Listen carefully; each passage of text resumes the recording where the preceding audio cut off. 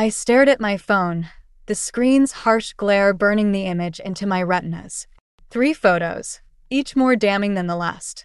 My husband of 17 years, Michael, locked in an intimate embrace with a woman I didn't recognize. Her red dress matched the awning of Le Petit Jardin, our most successful restaurant. My name is Annabelle, and until 10 minutes ago, I thought I had everything figured out. Mom, where's Dad? He promised to help with my science project. Cameron's voice carried from the kitchen, yanking me back to reality. He's running late, sweetie. The lie tasted bitter. I locked my phone and slipped it into my pocket, my hands trembling slightly. I can help you instead. But he promised. The disappointment in my 14-year-old's voice cut deeper than the photos. I walked into the kitchen, where Cameron sat surrounded by papers and what looked like half of our recycling bin. His younger brother, Lucas, was sprawled on the floor, methodically arranging action figures in battle formation. What's the project about? I asked, forcing myself to focus on the present moment. Renewable energy. We're building a wind turbine. Cameron pushed his glasses up his nose, a gesture so like his father's it made my chest ache. Dad said he'd bring some materials from the restaurant supply room. Of course he did. Another promise he wouldn't keep. I gripped the kitchen counter, my knuckles white. I'll call him. The phone rang 6 times before going to voicemail. I sent a text instead. Where are you? The kids are waiting. 3 dots appeared, disappeared, appeared again. Finally, stuck in meetings. Won't make it. Sorry. Meetings. Right. The timestamp on those photos was from 30 minutes ago. He's not coming, is he? Cameron's voice was flat, resigned. When had my son learned to expect disappointment? No, but my phone buzzed again. Another message, this time from an unknown number. There's more you should know. Meet me at Cafe Luna tomorrow, 2 p.m. Mom. Lucas looked up from his toys. Your face is doing that thing. What thing? The scary thing. Like when the health inspector came. I forced a smile. Everything's fine. Cameron, grab your coat. We're going to the hardware store for your project supplies. Luke, you too. We'll get ice cream after. But it's almost dinner time, Cameron protested. Then we'll have dessert first. The words came out sharper than intended. Both boys stared at me. Sometimes rules need to be broken. Like marriage vows, apparently. As I drove to the hardware store, my mind raced through the past few months. The late meetings, the business trips, the new cologne. Classic signs I'd chosen to ignore because I was too busy running our restaurant empire. Too confident in our shared success to imagine he'd risk it all. My phone buzzed again in my pocket. I ignored it until we parked. Another photo. This time, Michael was leaving a jewelry store, a small bag in his hand. The timestamp was from last week, the day before our wedding anniversary. I'd received nothing but a distracted kiss and a mumbled, "Sorry, crazy day." Mom. Cameron's voice pulled me back again. Are you okay? I looked at my sons, one so serious, one still lost in imagination, and made a decision. Michael could betray me, but he wouldn't destroy what we'd built. Not the restaurants, and certainly not our family. I'm better than okay, I said, pulling out my wallet. I'm about to teach you both something important about wind and change. I paused, meeting Cameron's worried gaze. Sometimes the strongest structures are the ones that know how to bend without breaking. I stepped out of the car, already composing a message to the unknown number. I'd be at Cafe Luna tomorrow, ready to learn exactly how much bending would be required before something, or someone, broke. The morning rush at Le Petit Jardin felt different now. Every server's smile, every clink of plates carried whispers of secrets I couldn't unhear. I checked my watch, 4 hours until my meeting at Cafe Luna. The supplier's invoice doesn't match our order again. Natalie, my childhood friend and business partner, dropped a stack of papers on my desk. 3rd time this month. Michael usually handles this. Michael's been handling a lot of things lately. I scrolled through the numbers on my laptop, trying to focus. Did you notice anything odd about his expenses last quarter? Natalie's pause was a fraction too long. Define odd. Never mind. I closed the laptop. I need to check something at the bank. Can you handle the lunch service? Anna. Natalie's hand caught my arm.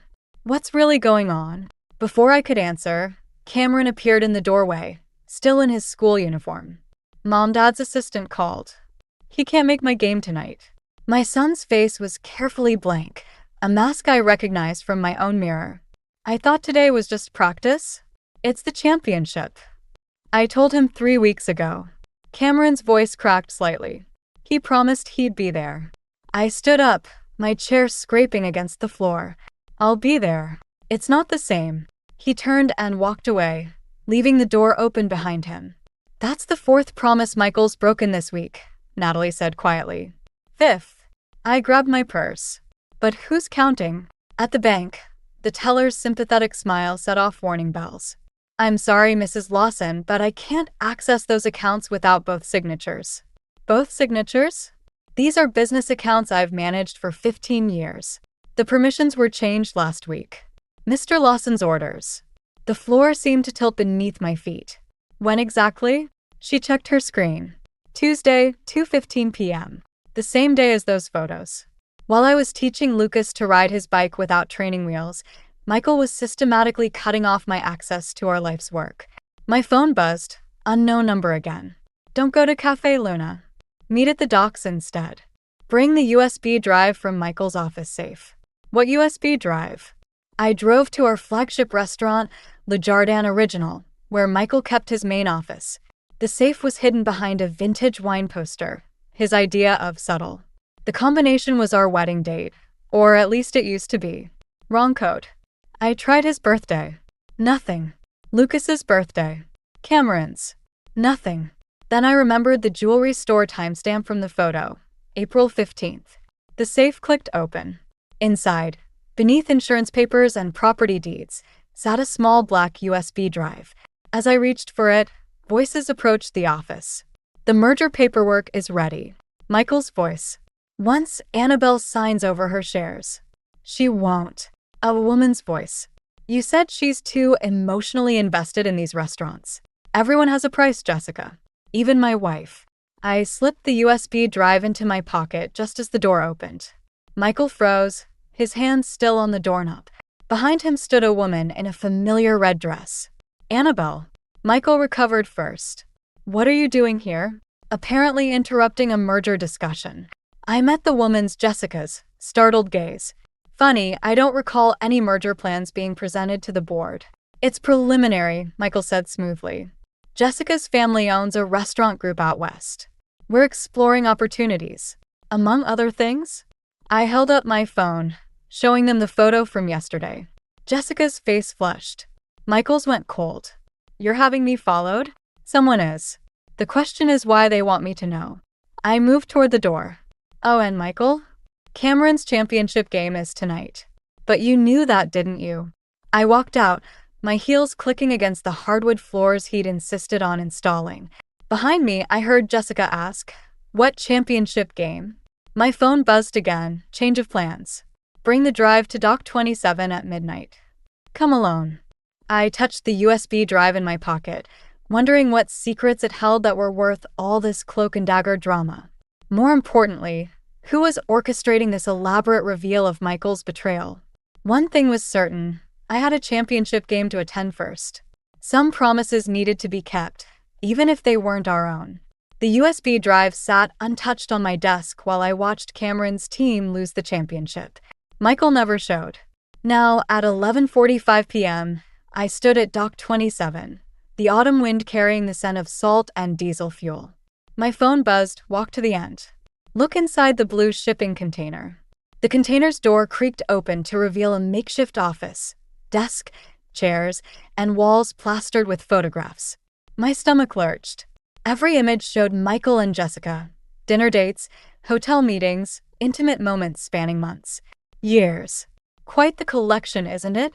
I spun around. A man emerged from the shadows, his silver hair catching the dim light. Henry Walters, he said. Private investigator. Your husband's been keeping me busy. You sent the photos? Jessica Monroe hired me 6 months ago to investigate Michael. Seems she wanted to verify his claims about being separated from his wife before investing in their partnership. He gestured at the walls. She wasn't pleased with my findings. 6 months. My voice sounded distant, hollow. The merger plans go back further than that. Henry handed me a folder. Your husband's been siphoning money from your restaurants for over a year. The USB drive contains proof, transaction records, offshore accounts, shell companies. The folder held more photos. Michael at banks, in meetings with people I didn't recognize, exchanging envelopes in parking lots. Why are you showing me this? Because Jessica Monroe discovered she wasn't his first affair or his first business partner to be betrayed. Henry's voice hardened. She wants him stopped. My phone lit up with a text from Cameron. Mom, Dad's here. He's taking stuff from his office. Luke scared. I have to go. I shoved the folder into my bag. Mrs. Lawson. Henry caught my arm. There's more. The merger? It's a hostile takeover. Once it's complete, you'll lose everything. The restaurants, the houses, even custody of your children. Michael's lawyers have already drawn up the papers. I ran to my car, breaking every speed limit between the docks and home. Michael's Mercedes sat in our driveway, trunk open. Inside, Lucas huddled on the stairs while Cameron stood guard. What's going on? I demanded. Michael emerged from his office carrying a box. Just collecting some personal items. At midnight, the merger meeting got moved up. He wouldn't meet my eyes. Jessica's board wants to finalize things tomorrow. Does her board know about the other women? The words escaped before I could stop them. Or just the money you've been stealing? Michael froze. What are you talking about? The USB drive in your safe. The offshore accounts. Henry Walters says hello, by the way. The box slipped from his hands, papers scattering across the floor. Among them, custody documents with my name highlighted. You're trying to take my children? My voice shook with rage. They need stability. Stability. I laughed, the sound sharp and foreign. Like missing Cameron's championship game? Like making Lucas cry himself to sleep because you forgot his birthday? Mom. Cameron's voice cracked. Go upstairs, both of you, I said, not taking my eyes off Michael. Pack overnight bags. We're staying at Aunt Natalie's. You can't take them. Michael stepped forward. I won't allow. Like you didn't allow me access to our accounts? I pulled out my phone. Should I call the police about the embezzlement? Or maybe the IRS would be interested in those offshore transfers. You're bluffing. Try me. I held up the USB drive. I haven't looked at this yet. Want to tell me what I'll find? Michael's face contorted. You bitch. Dad.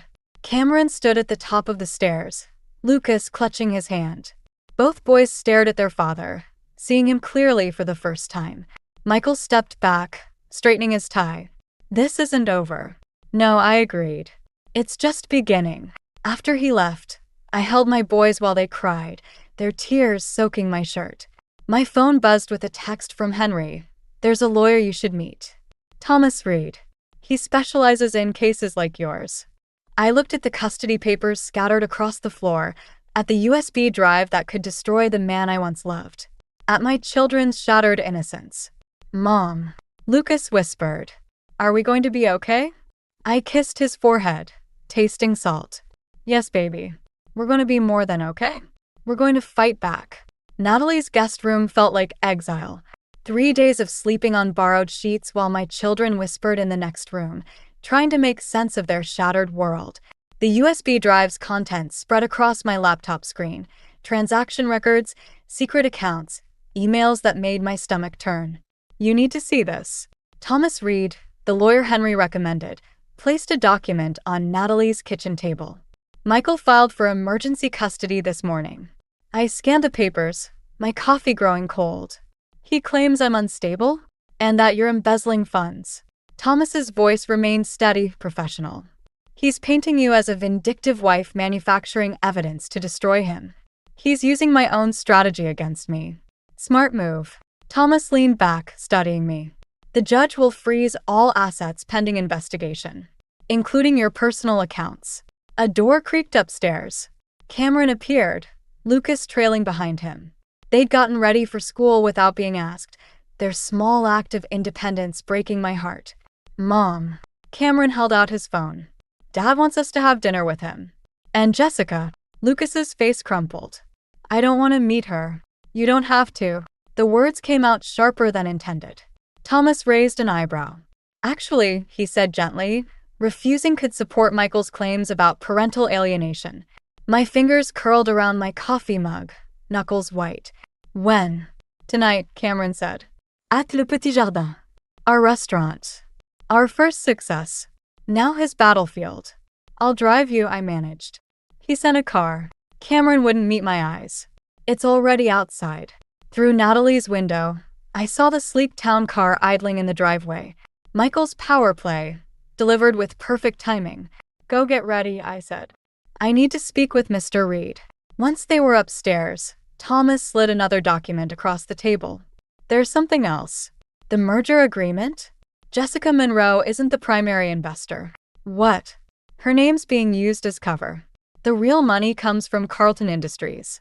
The mug slipped from my hands, coffee spreading like blood across the papers. Carlton Industries, the corporation that tried to buy us out 5 years ago. Michael had called them vultures, swore we'd never sell. He's not just taking my children, I whispered. He's selling our entire legacy to the people who wanted to destroy it. Mom. Lucas stood in the doorway, backpack clutched to his chest. Are you crying? No, baby.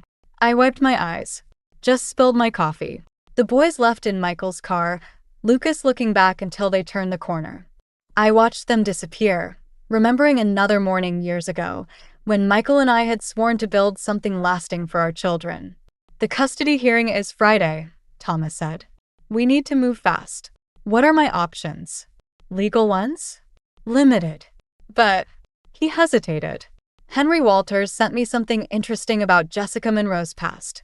Seems she has her own secrets. My phone buzzed. A message from an unknown number. Meet me at Le Petit Jardin. Back entrance. Aggie.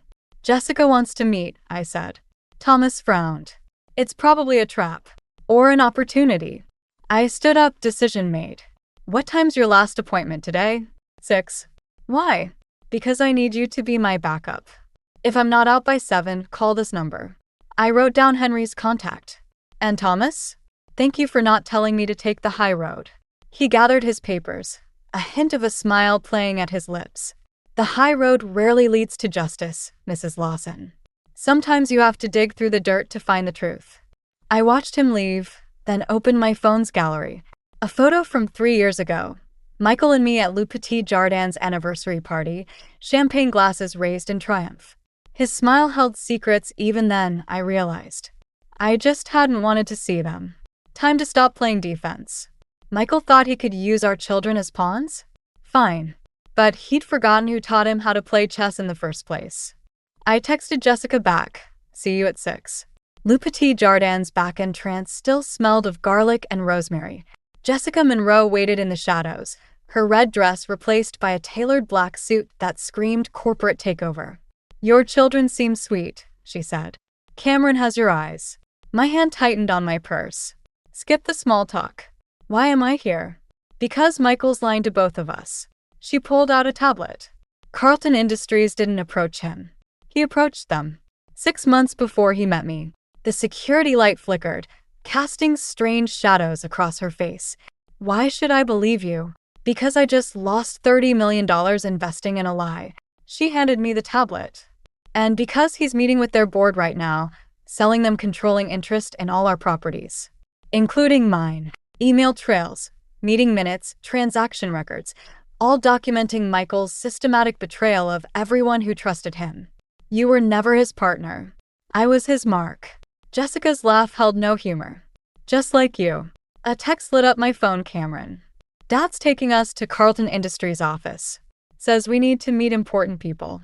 He's using our children as props, I said, my voice hollow. To seal the deal. There's more. Jessica glanced over her shoulder. Carlton plans to liquidate everything. The restaurants, the properties. All of it. They'll strip the assets and fire everyone. 17 years of work. Hundreds of employees. Our children's inheritance. All being dismantled in a boardroom while Michael paraded our sons like show ponies. I have a proposition, Jessica said. One that could save everything. I'm listening. I have proof of Michael's fraud. Recordings, documents. Enough to stop the sale and put him away. She paused. But I need your help to use it. What's the catch? We have to act tonight. And she hesitated. It'll destroy him completely. Your sons will lose their father. My phone buzzed again. A photo from Lucas, him and Cameron in Carlton's lobby, Michael's hand on their shoulders, his smile triumphant. They've already lost their father, I said. They just don't know it yet. Jessica nodded. Meet me at Thomas Reed's office in an hour. Bring the USB drive. Why Thomas? Because he's not just a divorce lawyer. He specializes in corporate fraud. She smiled grimly. And he's been building a case against Carlton Industries for years. I left through the kitchen, passing the spot where Michael and I first kissed, where we celebrated our first Michelin star, where Cameron took his first steps. Each memory felt like a knife now. Thomas was waiting outside his office, jacket discarded, sleeves rolled up. Jessica called. You ready for this? No, I admitted. But I'm doing it anyway. Inside, spread across his conference table, lay the ruins of my marriage and the blueprint for Michael's destruction. Jessica's evidence, combined with the USB drive and Thomas's Carlton Industries investigation, painted a picture of corruption that went beyond simple betrayal. Once we file these papers, Thomas said, there's no going back. Michael will face criminal charges. The press will be brutal. My phone lit up one last time. A message from Cameron, Mom, something feels wrong. Dad's acting strange. Can you come get us? Make the calls, I told Thomas. But first, I need to get my children. Anna. He caught my arm. Be careful. Michael's desperate. Desperate people. Do desperate things? I pulled away. I know. I'm about to do something desperate myself. I texted Cameron back. On my way. Stay in the lobby. Jessica watched me gather my things. You know this isn't just about revenge anymore, right? It never was. I met her gaze. It's about justice. And protecting what matters. As I drove toward Carlton Industries, my rearview mirror showed Le Petit Jardin's lights going dark. Our first restaurant, where we'd built our dreams. By morning, those dreams would be ashes.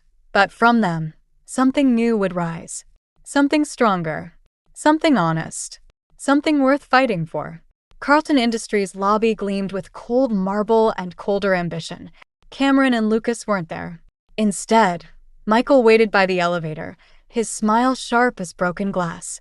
They're upstairs, he said. Signing some papers. They're minors. They can't sign anything. No, but you can. He held up a manila envelope. Full custody, control of all assets. Everything you want. Just sign over your shares to Carlton. My phone buzzed. Thomas. Don't sign anything. Jessica found something big. Stall him. Where are my children, Michael? Safe. With people who understand business. The elevator opened. Shall we? The ride up felt endless. Through the glass walls, the city sparkled like scattered diamonds. Our restaurants were out there. Lights still burning. Staff still serving. Unaware their world was ending. The boardroom door opened to reveal Carlton's CEO, Richard Barnes, with our sons. Lucas clutched Cameron's hand, both boys pale under the fluorescent lights. Mom, Cameron started. Quiet, Michael snapped. Lucas flinched. Mrs. Lawson. Barnes gestured to a chair. Let's discuss the future of your family's legacy. Let my children leave first. They stay. Michael's voice had an edge I'd never heard before. Sign the papers, Anna. Don't make this harder. My phone vibrated again. Jessica, don't sign. Evidence of kidnapping plot. FBI involved. Thomas calling now. You were going to take them, weren't you? The realization hit like ice water. After the sale. That's why you filed for emergency custody. Michael's smile slipped. You always were too clever. Dad. Cameron's voice cracked. What's he talking about? A fresh start, Michael said. Away from all this mess. Away from her. The boardroom phone rang. Barnes answered, his face darkening. What do you mean, federal agents? Chaos erupted. Michael lunged for the papers. Cameron grabbed Lucas, pulling him toward the door. Barnes shouted into the phone. Stop them. Michael ordered, but I was already moving, placing myself between my children and the men who thought they could buy them. It's over, I said. The FBI has everything. The fraud, the embezzlement, the custody plot. Jessica gave them all of it. Michael's laugh turned ugly. Jessica? My Jessica? She wouldn't. Your Jessica? A new voice cut through the chaos. Jessica stood in the doorway, flanked by federal agents. I was never yours, Michael. Just like these restaurants were never just yours. You forgot the cardinal rule of business. Never underestimate your partner, I finished. The agents moved in. Michael's face contorted with rage. You'll regret this. All of you. You'll what? Thomas appeared behind Jessica, his usual calm replaced by cold fury. Threaten your children again? Add witness intimidation to your charges. Lucas broke free, running to me. Cameron followed, his teenage composure finally cracking. I held them both as the agents read Michael his rights, as Barnes was led away in handcuffs, as our world shifted on its axis once again. Mom, Lucas whispered against my shirt. Is it really over? I met Jessica's eyes over their heads. She nodded slightly, holding up her phone. On the screen, headlines were already breaking. Carlton Industries CEO arrested in fraud scheme. Restaurant empire saved by whistleblowers. Almost, I told him. We just have to be brave a little longer. Later, in Thomas's office, surrounded by federal agents and paperwork, Cameron asked the question I'd been dreading. Will we ever see Dad again? The answer stuck in my throat. How do you tell your children their father chose greed over them? That he'd planned to steal them away, destroy everything we'd built, all for power and pride? Your father made some bad choices, Thomas said gently. But that doesn't erase the good memories. It just means we have to make new ones. My phone lit up one last time. Natalie, the restaurants are packed. Everyone's talking about how you saved them. When are you coming home? Home. Not to the house Michael and I had shared, but to the restaurants where our dream began, where our children grew up, where, perhaps, we could build something new from the ashes of betrayal. Soon, I texted back. We're all coming home soon. The prison visiting room smelled of industrial cleaner and desperation. Michael sat across from me, orange jumpsuit stark against his pale skin. 3 weeks in custody had stripped away his polished veneer. The prosecutors offered a deal, I said, sliding the document across the table. Sign over your shares, testify against Carlton Industries, and they'll recommend reduced sentencing. His laugh held no humor. So you get everything? The restaurants, the children, the legacy. Our children aren't assets, Michael. They never were. No. He leaned forward. Then why bring the deal yourself? Why not let the lawyers handle it? Because Cameron asked me to. The words hung between us. He wants to understand why. Michael's facade cracked slightly. How are they? Lucas has nightmares. Cameron's in therapy. They both miss their father, but they're afraid of the man he became. The man I became? His voice sharpened. I became exactly what you wanted. Successful, powerful, unstoppable. I wanted a partner. A father for our children. Not. I gestured at the prison walls. A criminal? He smiled, that familiar sharp-edged grin. Check your text messages. My phone buzzed on cue. An unknown number. The offshore accounts weren't all his. Check the dates. What is this? Insurance. Michael sat back. You really think I acted alone? That sweet Jessica wasn't playing both sides? That your precious Thomas Reed's hands are clean? The guard stepped closer, sensing tension. You're lying, I said, but doubt crept in. We have proof. You have what we wanted you to have. Another text lit up my phone. Restaurant inspection records, dated before our marriage. Health code violations, buried bribes. That's right, Michael whispered. Our empire was built on fraud from the beginning. Your signature's on those early papers too, Anna. How long before someone connects the dots? My hands shook. The children. We'll lose both parents instead of one. He pushed the plea deal away. Unless we protect each other. Like we used to. The guard called time. I stood, legs unsteady. Think about it, Michael said. You have 24 hours before I tell the prosecutors everything. Including your role in the early days. Outside, Thomas waited by the car. Are you okay? You look pale. My phone buzzed again. Another text, this time with proof. My signature on falsified documents from 15 years ago. Documents I'd signed without reading, trusting Michael's guidance. Anna, Thomas touched my arm. Take me to Jessica's office, I said. Now. Jessica was waiting, her office view of the city as impressive as ever. He told you. You knew. It wasn't a question. Of course I knew. Why do you think I helped you? She poured 3 drinks. The question is, what are you going to do about it? There's nothing to do, Thomas said. The statute of limitations doesn't apply to ongoing fraud. Jessica handed me a drink. Which is why we need to end this. Tonight. My phone lit up one final time. Michael again, last chance. Protection or destruction? Your choice. I thought of Cameron's therapy sessions, Lucas's nightmares, the staff who trusted us, the legacy we'd built on lies. No more deals, I said. No more secrets. You'll lose everything, Jessica warned. No.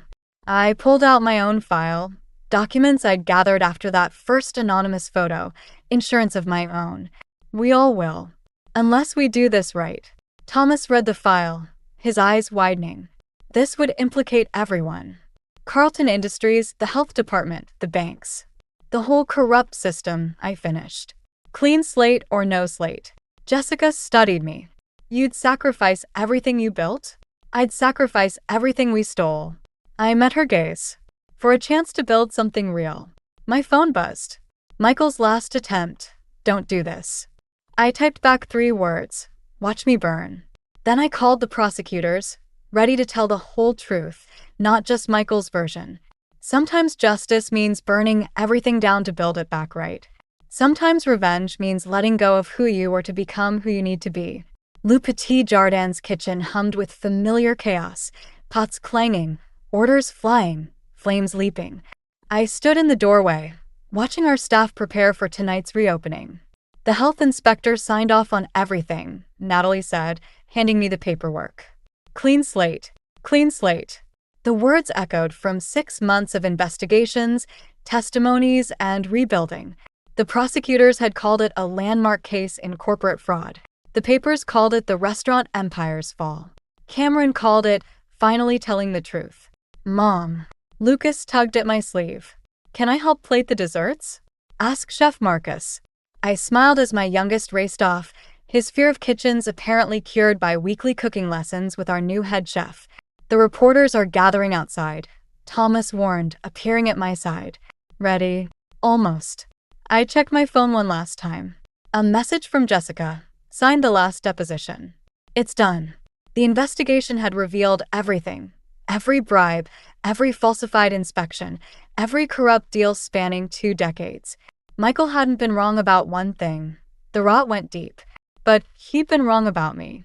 They're calling you a whistleblower hero, Cameron said, adjusting his new server's apron. At 14, he'd insisted on working the reopening. Heroes don't participate in fraud for 15 years, I replied. No, he agreed. But they stop it when they realize the truth. The dining room filled quickly. Loyal customers, food critics, even some former employees who'd left during Michael's reign. They all wanted to see what would rise from the ashes of scandal. Ladies and gentlemen, I addressed the crowd. Welcome to the truth, where every ingredient, every inspection, every practice is transparent. Cameras flashed. Someone asked about Michael's sentencing next week. Another about the industry-wide reforms our case had triggered.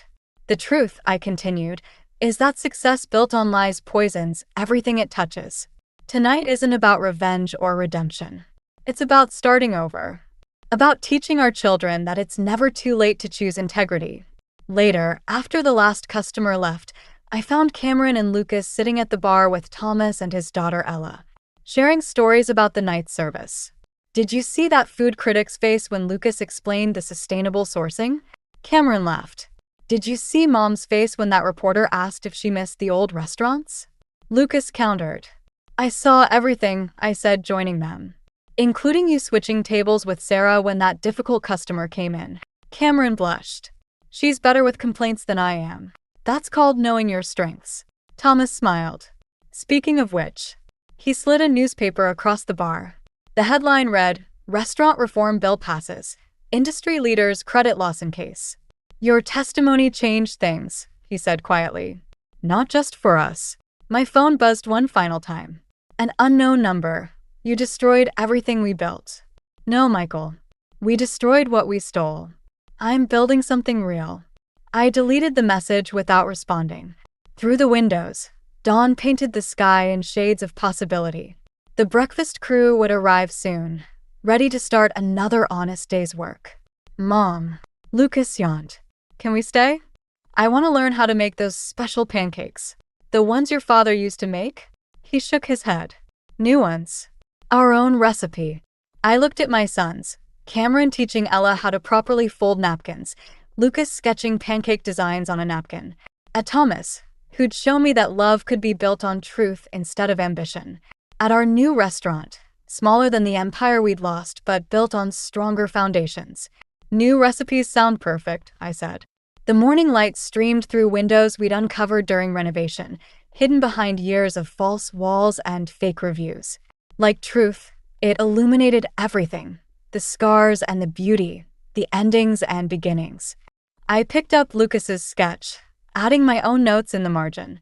Together, we'd create something that would feed more than ambition, something that would nourish the soul, something real. The kitchen doors swung open. Another day began. This time we'd do it right. This time we'd do it right. This time we'd do it right. This time we'd do it right. This time we'd do